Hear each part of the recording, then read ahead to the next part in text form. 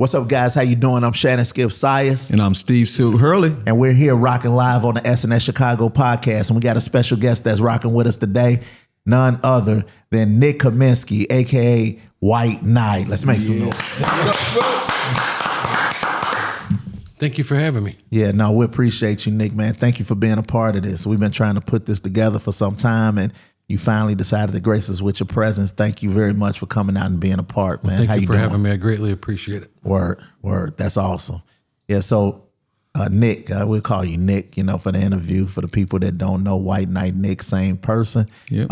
We know that you have been around for quite some time. You've done some incredible things in your career, but we want to start off at the origin of it. I know you used to hang out with some really legendary people early on, which is what classifies you also as a legend, because you weren't just a person that was a bystander to it. You were actually a part of the mix and a big influence, not just on the generation to come after you, but also a part of like a rebel group of trailblazers and game changers. Yeah. So, can you tell us a little bit about that? Well, one of the reasons I'm on the podcast today is because in the very beginning, I did start off with Steve. I don't know if you know about that, but Steve and I used to hang out together before he made his first record. And then I was at his house with him when he started. Well, actually, he was a DJ. One of the big house DJs at the time. But I don't know if it was house or disco or whatever. And we'd hang out together, and I was with him at his house when he made Music is the Key. Wow. I Can't Turn Around, Jack Your Body. In fact, the funny part about it was that him and I kind of wanted to have a group, and I showed up at his house one day with a jacket, and it said Kid Finesse and Jack Master Soak. And he was like, "Oh, what's going on?" I said, "Well, this is our new group jacket." And he kind of looked at me. Neither one of us could really sing, and at that time I wasn't rapping. And it was like, "Okay, cool," because he's laid back, and he was working on music and doing what he does. And then a few days later, I show up and I hear and I hear all this singing in the house. I'm like, "Damn, what's going on?" Right. That's when he had brought Keith Nunley over, and they were actually writing and producing in the house. Music is the Key. So that's and I think we were rehearsing. Yeah, we were rehearsing. Yeah, I wrote that in the bathroom at the job. Yeah. Wow. I was like stealing time, going to the bathroom. Wow. Like I was. Now let me ask you, Nick, did you know Steve when he had a job? So you know him. Oh, I know him, and I remember being in the car with Steve one day. He was DJing, but he always kept a real good job. He came from a really good family, and his dad seemed to be real strict. And I just kind of remember one day driving in the car, Steve was heading to his house, and that was the day that he decided he was going to quit his job, and wow. He ended up quitting his job and making Music is the Key, and I Can't Turn Around, and kind of blew up from there. Wow, that's incredible. Now let me ask you, can you tell us a little bit about your musical journey and how you started in that space? Because I know you started off as friends, but then you obviously got into music like the rest of the guys. Well, it kind of, in the very beginning stage, I was hanging around with them. And then Keith Nunley and Steve had formed JM Soak. And they were kind of like, we didn't want to leave Nick by himself. So Keith Nunley had brought a guy named Samson Butch Moore over to the house. Yeah, and good old all Butch. Of a sudden I got a new partner, and we had to come up with a name. And since Butch was black and I was white, that's how the name White Knight started. I was white and Butch was Knight. Right. Okay. So in case anybody doesn't know how the name White Knight started, that's where it came from. And I got the name White Knight in Steve's bedroom. Wow. Or in his house, when we were working. And long story short, Steve went on to, do Music is the Key. At that same time, I was kind of hanging around with Jesse Saunders and Vince Lawrence because, we kind of all hung out together and everybody was kind of cool. Yeah. It wasn't just a bunch of young guys who wanted to make music that were hanging around at different times. So inevitably, during that time, I was hanging around with Jesse Velez because he came from my neighborhood on the north side. and he was known as the world's littlest DJ at the time. And he had passed away, unfortunately. And his last request to Rocky Jones, who owned DJ International, was to make a record with me. So I was going about my way. Steve had already started recording, and their records were blowing up. And then I got a phone call. It was like, hey, Rocky's looking for you at the label. So I went and showed up over there. I'm like, hey, what's going on, Rock? How are you? And he says, well, Jesse's last request was for you to make a record. You're in the studio tomorrow. And I was like, okay. So Keith Nunley, who was working with Steve at the time, sang the record that I wrote, Never Give Up. I had Farley, Jackmaster Funk on there. I went, Jesse Velez was part of the Zulu Nation, so Africa Islam from the Zulu Nation came down and he scratched on it. Wow. One of the second house records ever made that had rap on it was Never Give Up. It had a B-boy B-side. You know, the first record to have rap on it was Music Is the Key, and Steve was rapping on that. But I came from the north side of Chicago, Humboldt Park. We were a lot of B-boys, and we were in the hip hop, and you know, we loved house. But somehow on my first record, I ended up finding a guy named Ricky Dillard at a Baptist church who had a choir. Wow. So the famous gospel singer, from what I've been told now, was on my first record. Yeah. And it's pretty interesting stuff how it all evolved. Wow. So the fact that you are multifaceted and have dabbled in a little bit of everything, considering that you had the tie-in with Ricky Dillard being on your first record, but also being a house guy, because that's the thing too. A lot of folks don't know your origin, and they don't know you come from house music. Well, a lot of people don't know I was one of the first people in house music, pioneering house music. I was around Steve. I was around Jesse Saunders. I was around Vince. I was around Farley. You know, we kind of, at the time, we all hung around as friends. It wasn't really about the music, right? Yeah. So I believe in the history of house music, I made the third house record. So what does that tell you? Well, I think you know, you'll probably get into some large debate with a lot of these guys. Yeah, and you know what? That's okay. I don't know the dates and all that stuff. I don't really care what they think. There's a lot of people. You know, I guess the point is everyone's, you know, entitled to their opinion. Absolutely. Everybody's entitled to think what they want to think. Yeah. Steve was there. So, you know, I mean, you can't deny the fact that I was in his house doing records. Yeah. And that's what's so cool about it, just being a creative and being around a lot of other creatives and being in a position where you were able to expound on your gift. Because I like to say that, I like to think that all of you guys had a gift. At that point, did you think it was a gift, or did you just think you were weird? No, or it was just a general interest and you were following a trend? It wasn't even that. We were a bunch of different kids and DJs that loved music. And I don't think we wanted to do it, and we loved it. And I think even at the time that we were doing it, I don't think we ever imagined in our wildest dreams that we were developing a sound called house music. I think that we were doing it. We just wanted to make a record. You know, I don't think that anyone expected these records to become hits worldwide. That's my opinion. Wow. And see, that what's funny is he says that, but then I intentionally was making records and calling them house at a certain point. So depending on the timeline of when you're talking about that, like early on, when we first started, we may not have been calling it a genre. We were just culturally trying to create something that was house, which was the culture that was built throughout the late 70s and early 80s with us as DJs. Right. So it's kind of a blurred line. So it's kind of hard to say when it became a genre, because we were doing music in our bedrooms. And some people think that's why it's called house music, because we were doing music in our houses. Like, so there's debates all over the place, but whatever your interpretation of it is, that's fine. Because like when I explain what house is, I usually say that I was creating house versions of things, because to make something more house, I was adding certain types of drums, a certain type of energy to to something that maybe wasn't house. Well, I remember being at your house when you were doing mixes for your radio mix shows and you were doing the clubs. And I don't necessarily, from what I remember is you would make beats with your keyboard and create your own beats, maybe better versions of some of the stuff you were playing.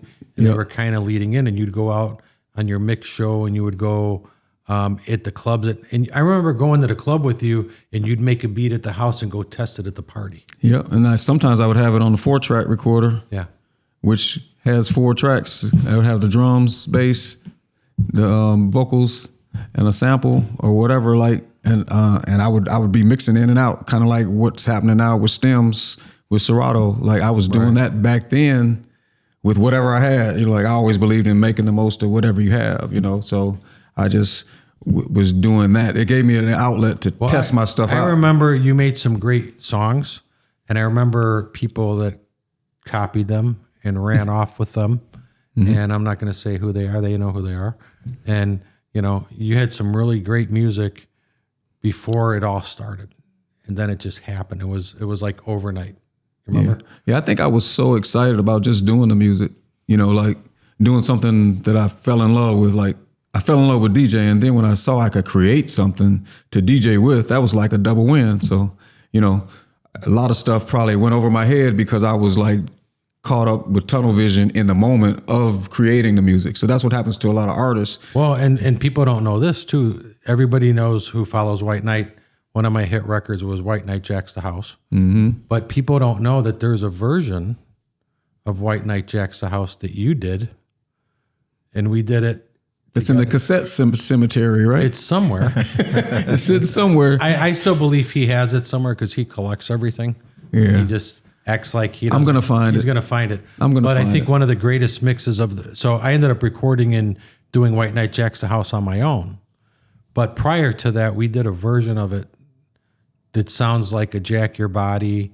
It's a total Steve Hurley version. With the poly. And I think it'd be great to have that and be able to put that out sometime. I still hear it in my head kind of, but I can't remember the exact bass line, but I can remember the vibe of it. Wow. Now, when you say that and being from a house-rooted community, and then you decided to rap on top of the house music, like what was the spawn of that, being different? Because I know you said you initially you wanted to become a group member, and they were like brothers to you, so they didn't want to leave you back. And they had another young man that became a part of that whole ensemble. So where did the thing was, I was never a singer. I had the love to be in music. I came from Humboldt Park area. Back then, B-boy and hip hop was in. House was evolving. From a disco position into it was kind of a mixture of European. It was just the party was going on. Mm-hmm. And DJs and people were trying to make and create music. But I came from a B-boy Latino neighborhood. Mm-hmm. And obviously when I realized that I couldn't sing, because I believe we were in the studio trying to make my first record, and they were like, hey, can you go out there while we sing this song for you, which was Never Give Somebody Up. said, Nick, come with me or something like that. Was it some kind of... No, it was Keith. I think it was me and you and Keith trying to sing it or something. And then it was like you walked out, and then Butch came in, and then they said, hey, let us do this and go outside. Well, that was the moment I realized I thought I could sing, but I couldn't. Okay. So what I ended up doing with that record is I ended up rapping on the B side of my first record. Mm-hmm. So that was kind of like the foot in the door. Then after that, I came out with White Knight Jacks the House. And then my big anthem record was Yo Baby Yo. Mm-hmm. And then as I developed into an artist and my fan base grew and everything, I ended up getting signed to Jive. And that's when my first real hip house record, because that was considered the merge, was Keep It Moving Because the Crowd Said So. Mm-hmm. And then I did Get Crazy, Clap Your Hands. Yeah. So how'd you end up on Jive? Well, Yo Baby Yo had blown up to be it was like a cult record that lasted for like 3 or 4 years. Mm-hmm. And what ended up happening was me and you were kind of signed to a certain organization at the time. And we were kind of working in the same space. Yeah. And I just wasn't happy. And so what happened was, Butch, who was my partner at the time with White Knight, wanted to stay and be a singer and an R&B artist. Yeah. And so the agreement that we came up with was, you keep the songs, Butch, you stay with this company. I'm leaving, but I get to keep the name and and White Knight is who I am. That was the arrangement. So once I left there and I ended up, my first track solo like that after it was a White Knight, Jack's House, the whole track was White Knight, White Knight, Knight. And then the second record was, How Do You Feel When You Say White Knight, Yo Baby, Yo Baby, Yo. Mm-hmm. And then Keep It Moving came out. But people need to understand that during that time, we didn't have social media. We didn't have, TikTok, Facebook, Instagram. So in order to become famous, it was literally global and universal fame. And you actually had to be famous because of your music, right? Wow. So Keep It Moving, because the crowd said so, was blowing up heavy on the streets. Everybody was cruising in the cruise zones, and it was just one of those records. Since when I started in the beginning of business, hanging out with the guys, Wayne Williams became the A&R director for Jive, a hip-hop label, one of the biggest hip-hop labels in the world at the time. And, he was always a visionary who could see things and be ahead of what was coming. So I ended up being signed to Jive. Wow. And how was that experience being signed to Jive? It was an amazing experience. Imagine at the time, you're doing all this and you have success, but, back then to be on a major label was like hitting you couldn't get any bigger than that. Yeah, that was huge. Yeah. Who were some of the artists at that point, at that time, that was signed to Jive alongside of you? I think we had Kumo D, Jazzy Jeff and the Fresh Prince, Samantha Fox, and then right after that came Britney Spears and Justin Timberlake and R. Kelly. All came after that. Yeah, and then when and Adonis and Mr. Lee. Yeah, and and Wayne got some slack for that because he ended up signing some artists when people expected him to sign other artists. Oh, you said Liz Torres as well? Liz Torres, absolutely. Yeah. Wow. Yeah. What was your relationship with Wayne? Like, what made him decide to bring you on? Like, was that Well, I knew Wayne, but Wayne was the type of person who was about getting hit records, signing artists, making it happen.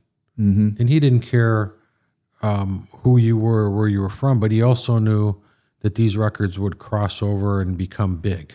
Mm-hmm. So he didn't go out and pick somebody because you were his friend. Mm-hmm. He went out and picked you and signed you because of your music and your following and your buzz in the street and how big you were. Yeah. So you had to earn getting there. It wasn't just like somebody, just picked you up. He picked you up because that was a record, it was a major record company that would put you out globally throughout the world at the time. So, yeah. Yeah, so Jive was pretty good for providing opportunities to a lot of the Chicago people. I always remember that. Like, it was like about at least 4 or 5 of you guys that got signed. I was like, wow, that's pretty cool, because we got signed to RCA, but it was like 4 or 5 of you guys got signed. Well, so, yeah, Jive was distributed through RCA. Yeah, no, but I'm saying we were just with RCA proper. But, right. But I'm saying, like, the Jive situation was different because it was like somebody who was from the house scene that was signing you. Also, all probably understand. If you really look at it, Jive was a hip hop label. Mm-hmm. So hip house kind of fit, even though it was house. Yeah, that's true. You were rapping, so it was a different kind of. It was like they were familiar with hip hop. I think they maybe were trying to be ahead of the ball game and bring this in early. Mm-hmm. You know what I mean? Yeah. Did you think at that point when this was surging that it was going to be more hip house artists, or you were going to get other genres to kind of latch on and decide to go in that direction? Because I know Jazzy Jeff and the Fresh Prince was Summertime and some of these other records, and Queen Latifah, and things started to move as it became more and more popular Jungle to the Brothers world. and Jungle Brothers, yeah. So what's your take on that? Like, did you see that happening before it happened, or did you just hope it would? No, I didn't even hope. I was happy to be there at the time. I don't think if you look back during those situations, you don't realize where you are. you don't realize where you're going. You're just excited because you're on fire and your music's blowing up and you're on a major label and you're flying all over the place.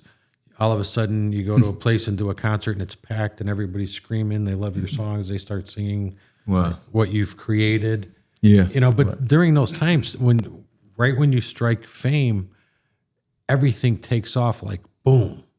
It's not like it's a slow burn. Right. It's like you go from being, okay, we know who you are, to overnight you blow up. I call it riding a wave.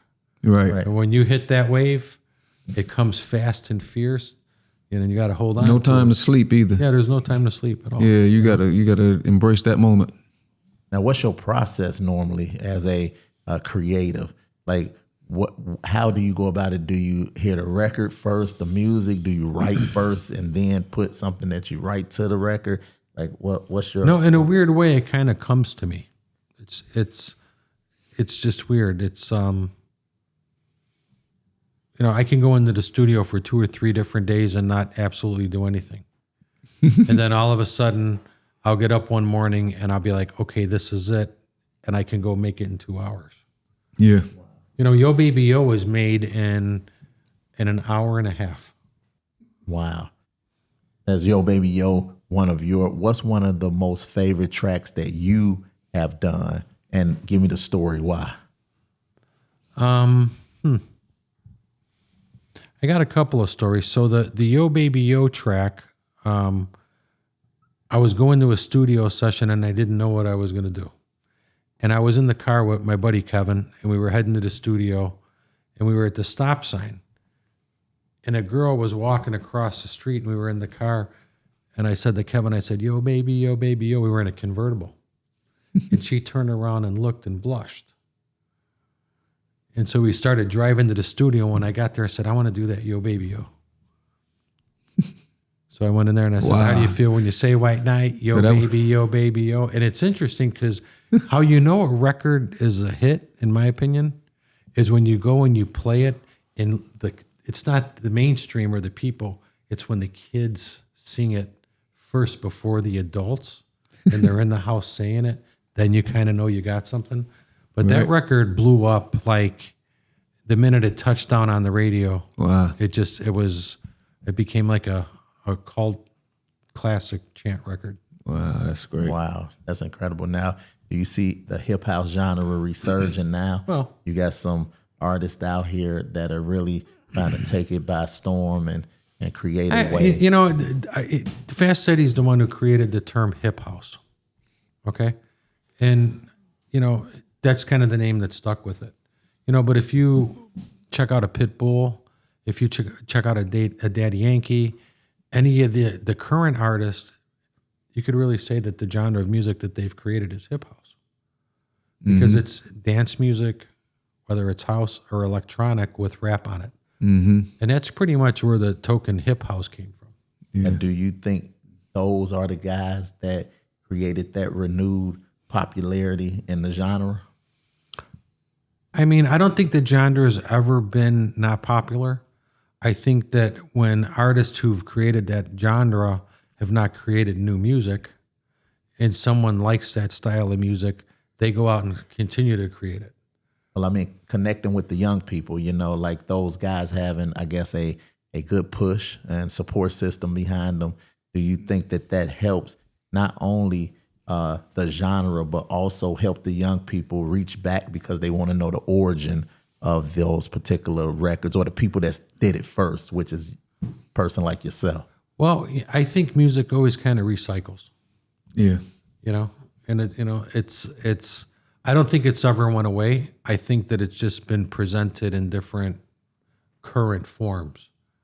I don't think, do they call it hip house? No. Have you heard the new hot record by XYZ that's a house beat and they're rapping on it? Yeah. And most of the thing about that genre of music is it's always seemed to be commercial success. Mm-hmm. It always crosses over to mainstream.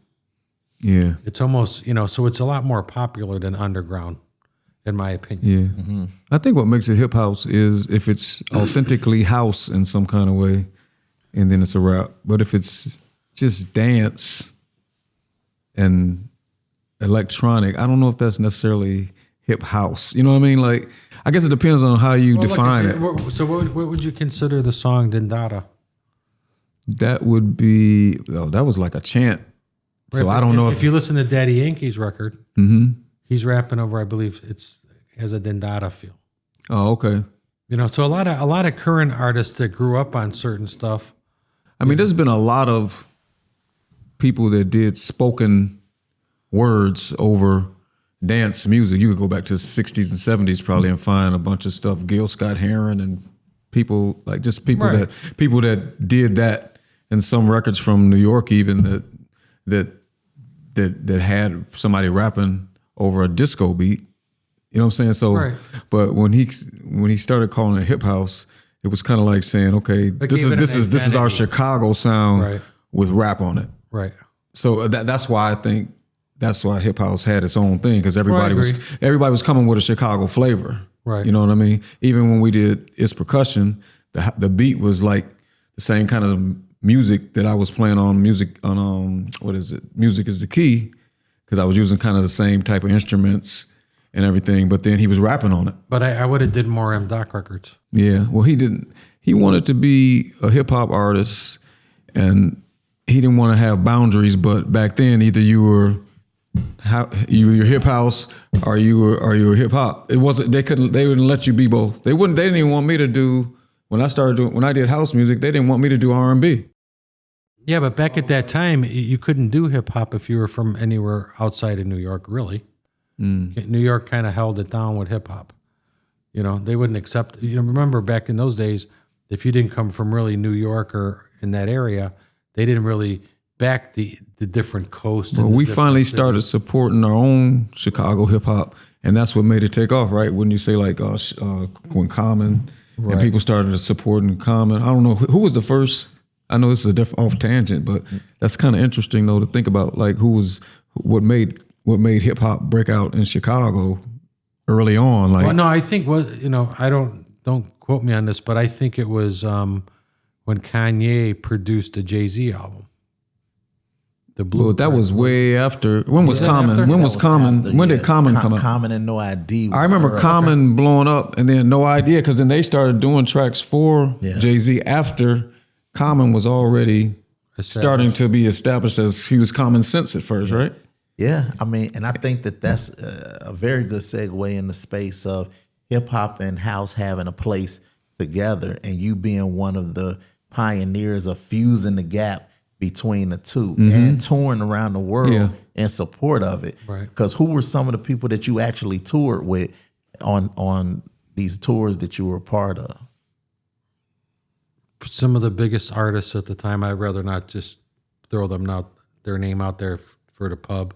But it's not the pub. But it was all mainstream big artists at the time. I mean, who were the artists? It's not for the pub. That's the point. We want people to know that you have been cemented in the history books as a solidified artist that has achieved a maximum level of success and has toured with some of the greats. Well, a lot of these shows that have happened around the world, like big radio station summer jams, you know, there's 10, 30, 40, 50,000 people. You know, I remember doing Hot 97 in New York's Summer Bash in Seaside Heights, and there had to be 70,000 people there. Wow. And the interesting thing about it is that it was right on the beach on Seaside Heights. And what they would do is they would fly you in a helicopter or drive you in, not let you see the other artist. You would go perform, and then they would immediately put you in your limo and send you to the helicopter pad and fly you out. So do you remember some of the artists who were on the same bill, though? Yeah, I mean, it was God.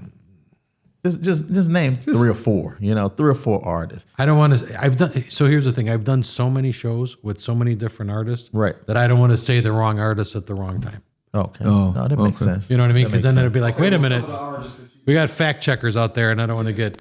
No, I get it. And then you transitioned outside of your artistry, and you saw a bigger calling where you wanted to move in the space of becoming a promoter, which is probably the Nick Huminsky side, because you got the White Knight artist side, and then you have the Nick Huminsky side who took the promotion game by storm. Now, And you've always done both, because you've promoted events that you've actually performed at as White Knight. Yeah, and a lot of people don't really know that the concerts, that a lot of them, or a bunch of them, that I was the one producing them in the background. And I never really was like trying to get pub for that. To me, it was a business opportunity. The less people know that you're doing, the better off you're doing. You know what I mean? Yeah. You know, but there gets to be a certain point too where, you know, for instance, when you and I met, I was working with a radio station, and I had a good relationship because I was running events at nightclubs and I was running the club scene. And they said, hey, I said, you know, I want to do a concert. They said, we want you to introduce you to somebody. Now, obviously, it's coming from high-powered people at a radio station. They sit me and Skip down. That's how I met him. Right. And we were talking, and I'm like, yeah, I want to do this. And Skip was like, yeah, well, let's put this together. And I was like, cool, we had the meeting, we left. And then about a week later, I'm sleeping. I get a phone call bright early in the morning, and it's Skip. He's like, okay, I got everything put together. And I was like, what? He goes, yeah, we need to get this going. And I said, you know, Skip, I don't really want to do this. And then Skip says to me, he says, well, if you don't do it, you're going to ruin my reputation. And I sat there and I'm like, oh boy, what did I get myself into here? So I said, I'll call you back. I hung up the phone and I got up and I sat on the side of the bed and I'm like, I don't really want to do this, but I'm dealing with the radio station. I gave him my word. Okay, I got to follow through. So I called him up on the phone, and that was the day I said, we're going to do it. He's like, okay. I said, so what do we need to do? He said, you need to meet me tomorrow and give me $18,000. I was like, okay. And you were there. You showed up. And, you know, I met him. I was like, wow, here's the money. And then I was like, okay, what are we going to do? And then the show went on sale, and the 5,500 tickets sold in 2 weeks. Yeah. And I was like, wow. And that was a lesson that I learned, that really pay attention to opportunities sometimes, because I would have slept on it and not done it because of how I felt at the moment.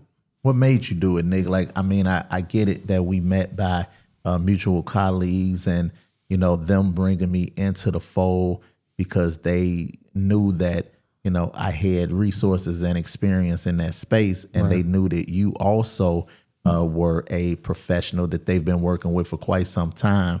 So what made you say, I'm just going to jump out on a leap of faith? I don't know this guy. Well, you know what? I had a big contract with them annually, you know, and they had brought in a lot of marketing and promotion to the events that I was doing. So it was a good relationship.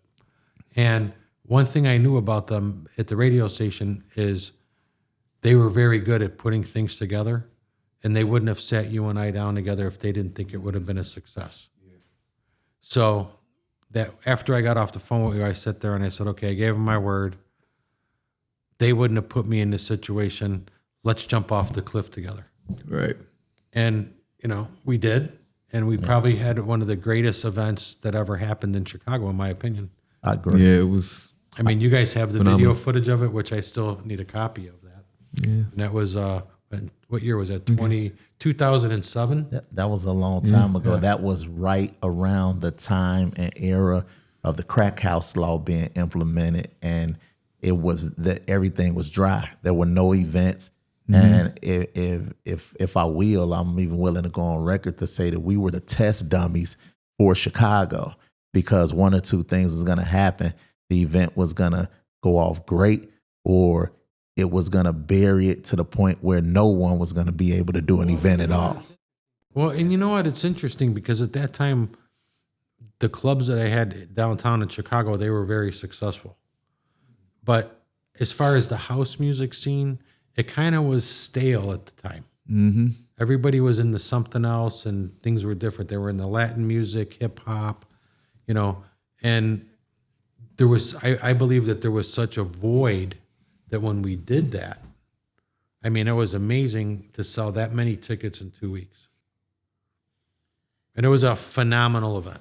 Yeah, it was. Well, I think the key to it, and what I would advise most people to connect with, is their genuine vision and authenticity when it comes to the art, right? You know, you and I was going back and forth, and I get it as a professional. You always go back and forth, though. Oh, I know it, but as a professional, you knew what it would take in order to take something over the top and to the next level.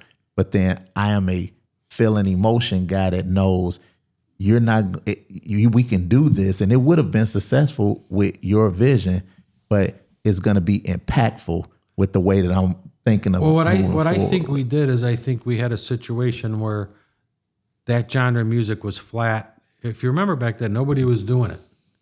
It was there was like a 3 or 4 year period where it kind of had just went away. No one wanted to risk it. And I think when we did that, what it did was it brought everybody the soundtrack to their life back. Because that was, I've been to a lot of events and a lot of parties, but that was the party. Mm-hmm. I mean, that party was, you know. Well, remember, they were scalping tickets. That's when I knew it was out of control. When someone tried to sell me a scalp ticket outside. So what happened was I had put the tickets up for $20. And half of the tickets were sold. And I had the other half of the tickets frozen. And I get a phone call from, I'm not going to say the company, but they kept pressing me to release the other 2,500 tickets. And I was kind of like, wait a minute, this thing's selling that fast? So I released the 2,500 tickets, and within 10 minutes, the full amount for those was in my account. And that's when I learned that certain ticket companies at the time had been controlling all the brokers. So they put those tickets up for $100 and $150 a piece. And it was not a good thing because they knew what they were doing, and they had a system that we didn't know that they had. Yeah. Yeah. So they made 5 times what we made on the secondary market on that show. Wow. You know, people don't know this, and I'm not going to say who did it. Yeah. But I learned a valuable lesson in that show. But even still, regardless, it made money, and it was one of the best events I think that ever happened in Chicago. Now, what was one of the most rewarding things in being a promoter? What do you get the most out of it? The most gratifying? I just really like to bring enjoyment and entertainment to people. Right. You know, I like to see people happy and have a good time. Because you've always seemed like a guy that really embraced equality and connecting with everybody. You know, I've seen you work with a multifaceted group of individuals, and each and every event that you've ever promoted or been a part of has been welcoming and inclusive. What do you think about that? Because I see it, and that's us from the outside looking in. But why do you approach? Because I really never cared about anybody's race, color, or who they were. If you're a person, you're a person. Steve will vouch for that. Oh yeah. Listen, the first time I went to Cabrini Green, Steve took me there. And he took me to Farmer Brown's in the middle of Cabrini Green to get rib tips and favorite. Fries. Okay. My former favorite. Here me and him, I'm hanging out with him. I go walking up into Cabrini Green like, hey, like I live here. I mean, I never really saw I don't care about that. You know, I grew up in a Latino neighborhood, and we were like, there were only 2 white families there. You know, everybody I grew up was Latino or black, and it didn't matter to me. Yeah. Wow. You know. Yeah, wow. And it didn't matter to us. Like we had our crew. Like we hung out. You were one of the guys. It didn't have nothing to do with. Yeah. I mean, somebody might crack a joke. Or you might crack a joke back at us. I mean, but it was all in fun. It was never any kind of tension. It didn't matter. The thing is that nowadays the world's changed, and people who really don't know the history, they say, "Oh, White Knight, this name, how did you get that name?"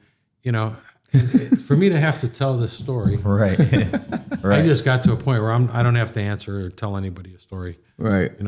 My character is what it is, and I got. What do they call it when you get back something up? The papers. What do you? The receipts. Oh, you got the receipts. I got the receipts. Right. That you do. And you could post up some of the pictures. One of the first events I threw, I had Frankie Knuckles. I had You name it, I've done it. Right. With I mean, house music, the house culture was a multi-racial thing anyway. Well, yeah. So it wasn't. So I don't even get why people would come at you like that when most of the people, like even if you look at Frankie Knuckles when he had the power plant and he had when he had the warehouse, maybe it was more black, but when he had the power plant, there was people of all races there. Well, that's what people don't realize now because the world seems to have changed a great deal. Yeah. But we had no boundaries back then. Then you got Red Dog. You like think about all the different clubs that played Red Dog, pure house music. Club. The warehouse when they opened the new one on Randolph, those were multicultural clubs. Like house music has always been multicultural. Well, music always, even though Chicago was one of the most segregated cities in the country, there's one thing that never was segregated here, and that was house music and the parties. Right. It didn't matter who you were, who your friends were. Yep. When everybody went out, they went out and they had a good time. I mean, have you been to Smart Bar or Metro recently? I mean, like it's still multicultural. I did a show at Metro about 2 months ago. Yeah, I mean, it's like with Byron Stingley. I mean, saying it doesn't change. That was a great show. Byron Stingley. Well, you were there, but Byron Stingley's phenomenal live. Yeah, oh yeah, he killed it. I was always a Byron Stingley fan of his music, regardless. I mean, and he was part of the Brotherhood. Yeah. He worked at Barney's back in the day, and that's when I was getting my music distributed by Ray Barney. He actually worked there. He gave me some records, some of his records, Fix It Man and Devotion. I was playing it on the radio, and then he supported me later. And Ray. Speaking of Ray Barney, I think in the music business, he was one of the most fairest person that I worked with. Yeah. Ray was a nice guy. I went in. Yeah, and you had he distributed some records for me. Yeah. He distributed some of yours. When I wanted to leave to go to Jive, he was like, "Here's your masters. We're cool. Thank you very much." Shook my hand. Unheard of. Mm-hmm. Yeah. The music industry needed more people like him. Well, I think that's why people, even to this day, they still support who he is as a human being, not just as a music industry professional. And big ups to Ray. You the man. Yeah, and he know what I mean when I say that. That's just his moniker. But man, that's just awesome, and it's great for you to be in the space that you're in. And it seems like you've evolved so much. But I also want to highlight the fact of you getting approached and people wanting you to be a part of these different, what would you say, initiatives, if you will, and activations. Now, how do you feel about that? Are you very selective when it comes to people and that space? Because we appreciate you coming being a part of ours, but I know you don't sit down with everybody. No. You know what? It's a good question. The reason I'm here is because you're going to put the truth out there. And different, interviews I've turned down a lot. And there's some that I've done, and people have an agenda when they do an interview with you. The interview's to benefit them, not to benefit you. Mm-hmm. People like to create their own narrative. Yeah. And I knew one thing because growing up around Steve and growing up around everybody, that if I came on and did this, that the truth is the truth. Right. Yeah, it is. Yeah. You try to speak your truth and you do an interview for 3 hours. I've had this happen plenty of times where I talk about everybody in the house scene because I know it was a collective effort. It's not just like one godfather.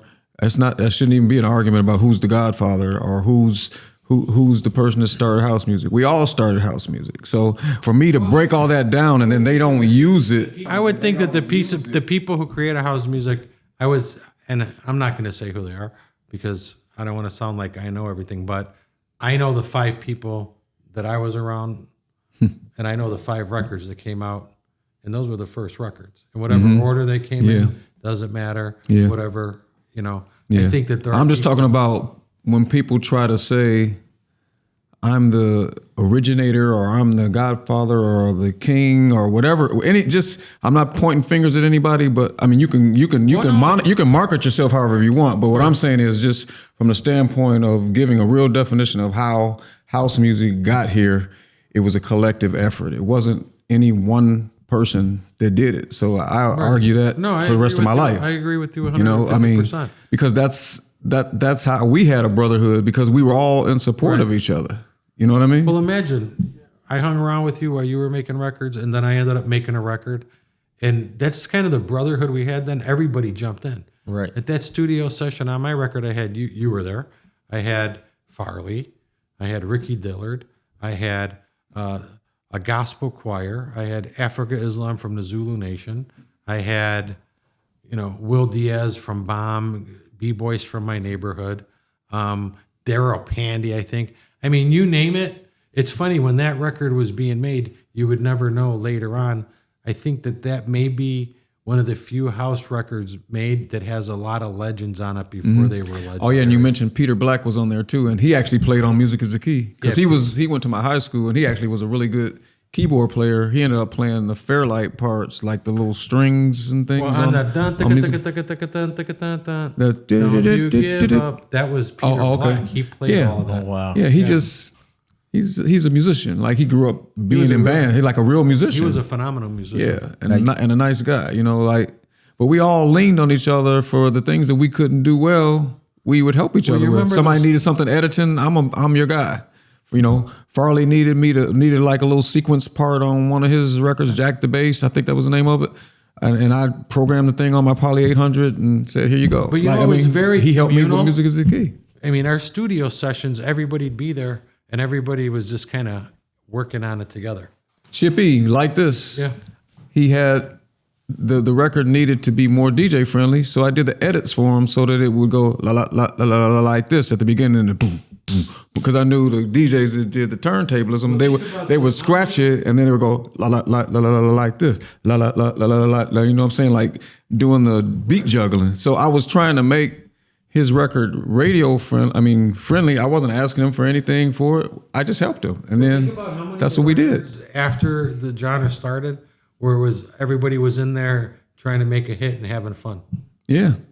You know what I mean? And yeah. So there were a lot of instances of that. Yeah. So people need to that's another reason why we want to do this, because we want people to not forget about the other people that helped them do what they did. Like Joe Smooth had a hand in a whole lot of stuff. I know you were down there, so you know. Oh, I know, but I'll say that there's some other people that have actually sent me messages, and said, "You didn't do nothing in house, you white boy." It's like, wait a minute, you know who I'm talking about, right? Oh boy, and it's just like, where you been, Right, yeah. It's just kind of, there's some bizarre stuff that happens, and I think social media has really made people demented, because there's a lot of characters out there who, if you look at, house music and its evolution in Chicago, there were, besides DJs, a handful of producers. It was a very small group of individuals that created house music, and then it expanded. But there were a lot of crate carriers and a lot of guys that stood by looking in, and they, as they got older, became disgruntled. And with social media, they put themselves out there like, I was the greatest. I was this phenomenal DJ. I'm a legend. Right. And it's not true. Here's another example. Do you know Craig Loftus, or do you know Greg Gray or Jose Gomez? Do you know any of those three people? I know Craig Loftus. Okay, so when you think of Jamie Principle, do you think of any of those people? I do. Oh, you do? But do you think? When I was a DJ, Craig Loftus was always there in the background. Right. Okay. So this is the reason I'm saying this. When Jamie comes on here to do his interview, he's probably going to talk about Jose. He's going to talk about Craig Loftus. He's going to talk about Greg Gray, because those are people that. Now you're talking about Jose, like the producer, right? Yeah. Gomez. Yeah. Yeah. But what I'm saying is, on a lot of his records, they were like his sounding board, or they were like assist him with a little things here and there. And Jamie is the first one to tell you he doesn't mind sharing the spotlight. I witnessed this firsthand, and what I will say is this: and just speaking on behalf of being in the studio, there are Craig Loftus and Jose, and those gentlemen were in the background making things happen. Yeah, and a lot of times people, I think Craig's got a great reputation and he's famous, but there's a lot of people who did a lot of work in the back end that need to be recognized for being people who did that. So, for instance, when I made Never Give Up, on the back of the record, I made the record, in memory of Jesse Velez. Yeah. The record label put Jesse Valdez. Oh, they messed it up. Never changed it. There are people who have made records that were hit records, and there was a bunch of people in the studio, and they put their name on them and got the credit for making that hit record. And there were a lot of people who worked on some records that didn't get their credit. Right. But only point I was trying to make about Frankie is that in a lot of cases, people say "Your Love" by Frankie Knuckles, and I think that's not fair to Jamie. Right. To not mention that it was his Jamie principal record, even if they collaborated. How can you leave Jamie out of the conversation at all?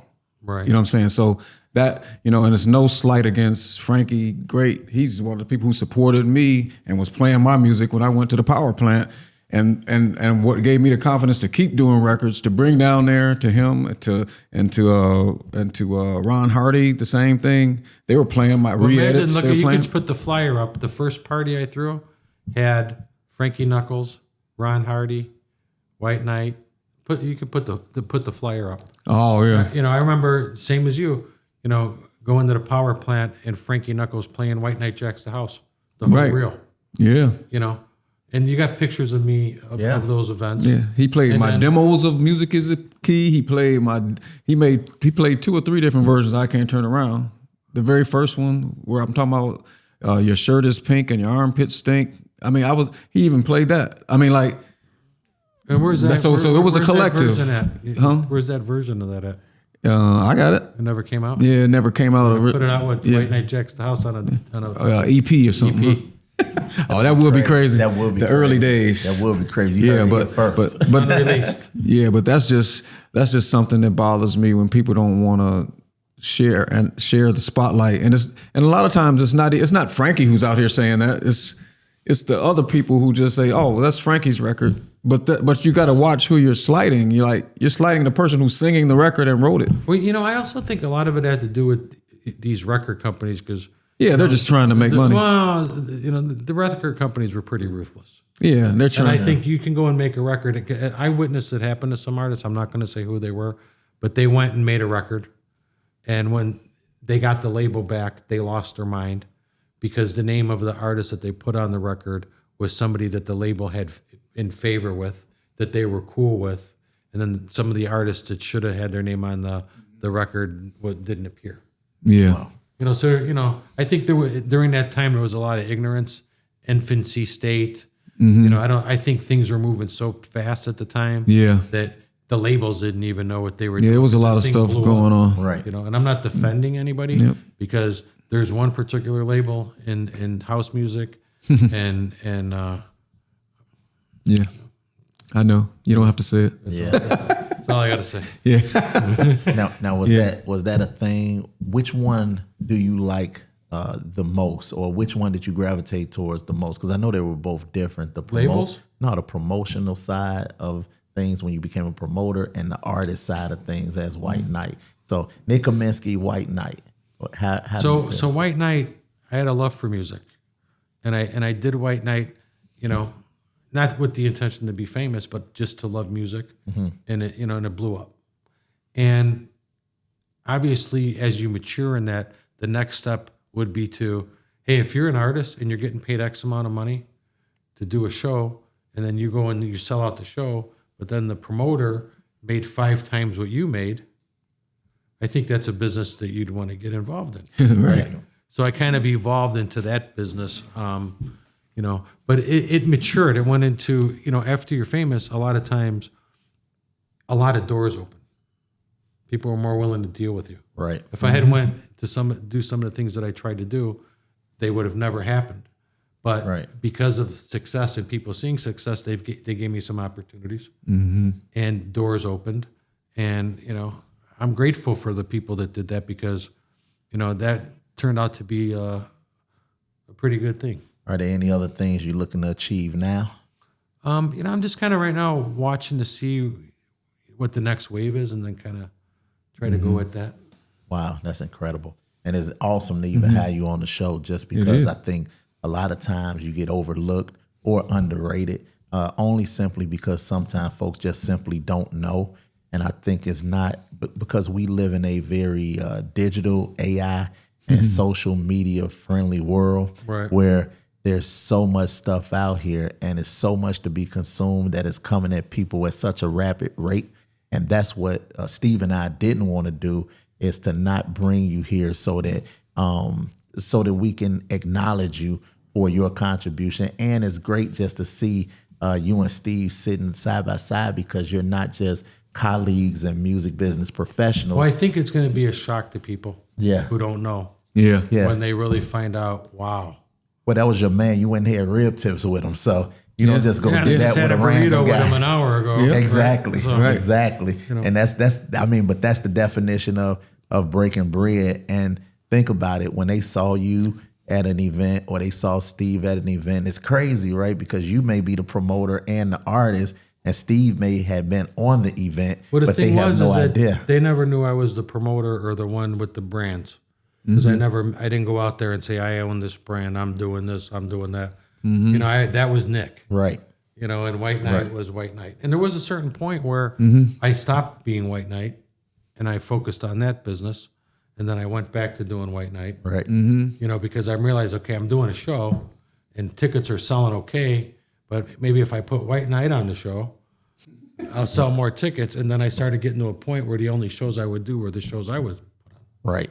You know, so there's a lot to that. Yeah. That's awesome, man. Well, we appreciate you, Nick, man. We happy that you were able to be a part of this, and it's great that we get a chance for the world and the viewerships to actually see you in this space, and to see you and Steve here. Just me being on the outside, and in some cases looking in from the inside, which is kind of crazy, is awesome, because this is what collaboration looks like. This is what connecting the dots with the world looks like. This is what the world and the utopia of what we're doing, this is what it looks like. This is music as a whole, right? I mean, because you guys, you're not just a white guy. He's not just a black guy. You guys are brothers, right? If you get cut and he get cut, you both bleed red. Absolutely. And regardless of all of our views, money for right now in the United States is going to always be green. Those are common colors. And that's what we're trying to convey and get across to some of the young folks and lead them at least in the right direction. So for the young people, what would you say to them now in the landscape where we are with social media and AI? I think you should stop judging and not judge anybody, and be friends with people who you think you could be friends with. And don't judge people for anything. You don't know what they're going through. Well, just in life. Well, you don't know what anybody's going through, but you know, you can't be fooled by media and told to dislike somebody. Right.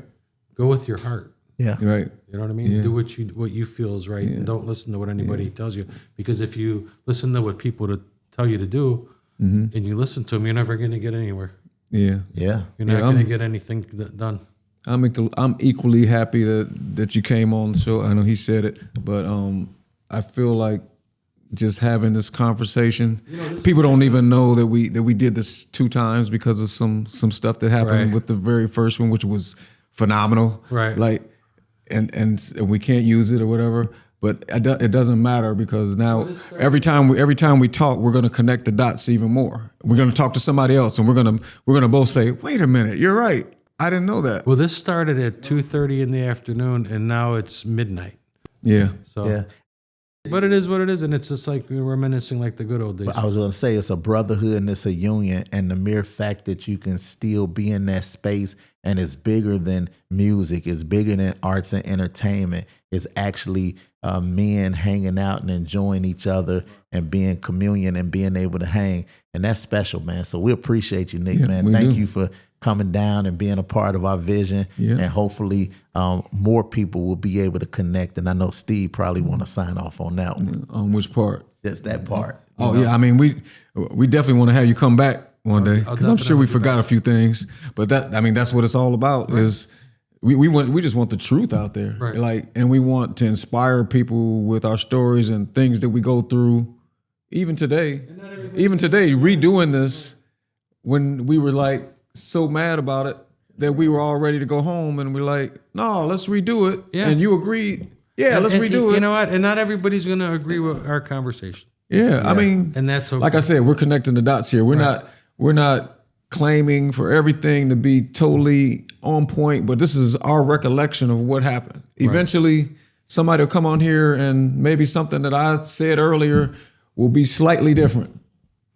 But it's not because of anything that any bad intentions or anything. We want the truth. We're just here having an open conversation. And I hope the audience enjoys us actually just talking. Oh yeah, and that's what this is about, man. This is it. What's one of the most what's the most misconception that people have about you? Why don't you tell? No, you. Oh, what? You know what's the conception? The misconception? Yeah, like one of the most misconceptions that people have about you. Like what would you say in that? I don't think that they truly know my history. And I think they're judging based on what their opinion is. Yep. And that's one of the reasons we're having this conversation today. Yeah. Because you know the truth. Right. And that's the reason why we wanted to jump in and get the truth heard, simply because they don't know that you've been on the front line of pioneering the genre of music and having some of the people to be in support, like patriarchs such as a Wayne Williams, etc. That's incredible, because when you have these people who have supported you, right, your big homie is, you know what I mean, other people's big homie. And that's what's so sweet about it, because you're considered the big homie to a lot of folks. Right. So that right there is something in itself, but they need to know who you are and what you've done and the role you've played. Well, imagine there's a version of White Knight Jacks the House that he had that could have been another global smash hit, but it never came out. Right. So, it's okay.